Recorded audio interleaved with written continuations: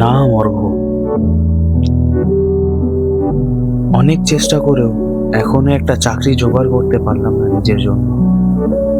বাড়ির অনেক সমস্যা থাকা সত্ত্বেও আমি কোনোভাবেই একটা চাকরি পেয়ে সমাধান করতে পারছি না।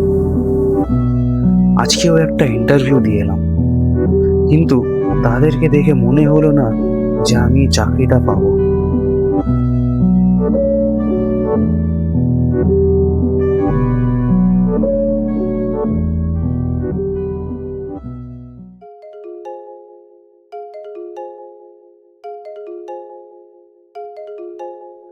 হ্যাঁ বলো। চাকরিটা কি হলো? না মা, এবারও তো হয়নি। জানিস তো বাড়ির কি অবস্থা, তোর বাবার চাকরিটাও নেই। হ্যাঁ, সবই তো জানি, সবই তো বুঝতে পারছি আমি। ফোনটা রাখো তো।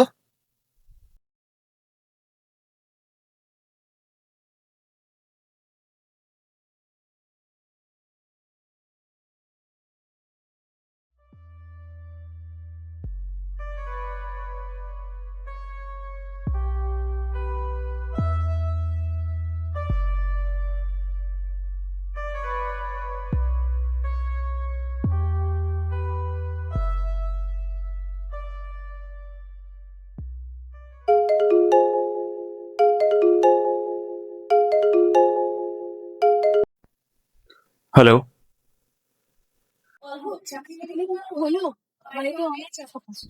চেষ্টা তো করেই যাচ্ছি, বলো। এবার দেখা। হ্যালো। হ্যালো।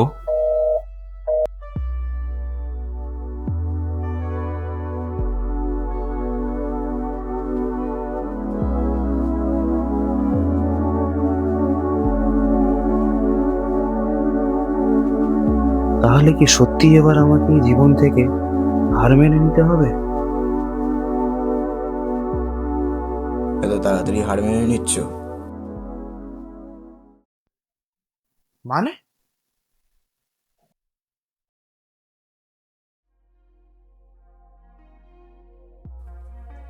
মানে এটাই যে এত তাড়াতাড়ি হার মেনে নিচ্ছ? আচ্ছা, আপনি কে বলুন তো? আমাকে জেনে আপনি কি করবেন? আপনি কি মজা করছেন আমার সাথে? দেখুন, মজার কিছুই না, একটা কথা বলছি শুনুন। আপনি যে এইটুকুতে হার মেনে যাচ্ছেন, আপনার মাথায় যে ভাবনাটা চলছে না, সেম ফেস দিয়ে আমিও একবার গেছি। আপনি যেসব করবেন ভাবছেন, একবারও ভেবে দেখেছেন আপনার মার কি হবে, বাবার কি হবে, আপনার বাড়ির লোকেদের কি হবে? কিন্তু আমার মাথায় এসব চলছে, আপনি কি করে জানলেন?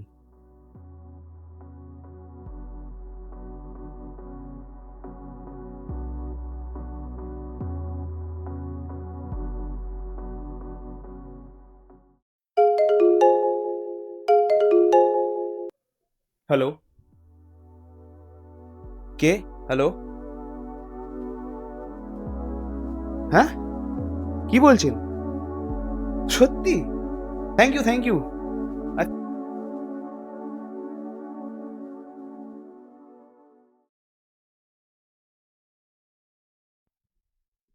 দাদা, আপনার নামটাই তো জানা হলো না। কিছু নাম ও কিছু গল্প অচেনা থাকাই ভালো।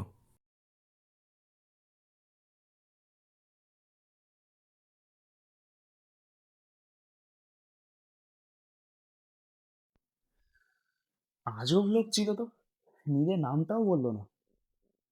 দেখি এবার মাকে একটা ফোন করে।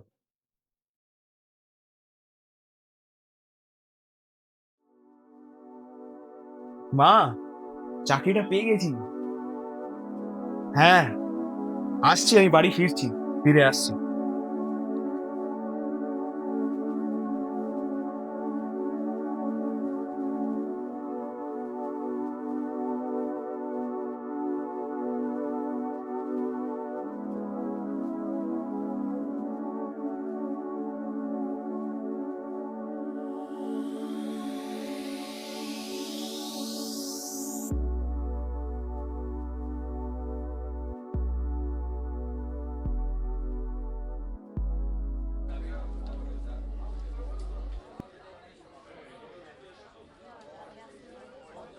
দাদা, এখানে তো ভিড় কেন?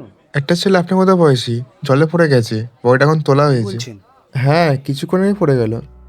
অদ্ভুত তো। কি যে হয় রাস্তায়।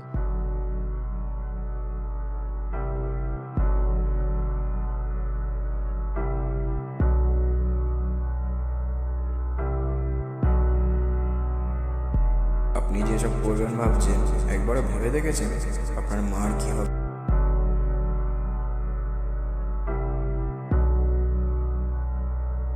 আমাকে জেনে আপনি কি বুঝবেন?